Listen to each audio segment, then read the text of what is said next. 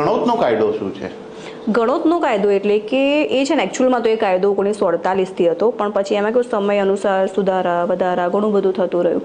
એ ડ્યુરેશનમાં 1962ની આસપાસ એકચ્યુઅલ એટલે ખેડિયાની જમીનનો કાયદો આવ્યો. ખેડિયાની જમીન એટલે કે ઘણી વખત એવું થતું હોય કે બહુ જ મોટી જમીનોના આસામી હોય એટલે પોતે જમીન ખેડતા ના હોય, ખેડતું હોય કોઈ બીજું પર્સન. હવે જ્યારે પણ બીજું પર્સન ખેડતું હોય ને તો એ સમયે એવું રાખ્યું હતું કે જેથી કરીને જે પર્સન ખેડે છે ને એને જે જમીન ફાળવવાની. હા, એવું નહોતું કે એકદમ આપી જ દેવાની. જમીન માલિક અગ્રી હોવા જોઈએ.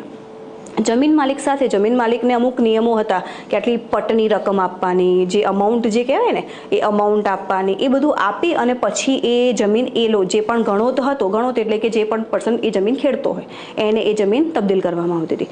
પરંતુ જો એ ડ્યુરેશનમાં એવું લખેલું હોય કે તમારે આટલી પટની રકમ ભરવાની, પણ એ ડ્યુરેશનમાં જો એ પટની રકમ નથી ભરતા તો એ ડ્યુરેશનમાં એ જે જમીન છે એ જમીન પાછી જમીન માલિક જો ઈચ્છે તો પરત લઈ શકતા હતા. અત્યારે કાયદો એક્ટિવ નથી.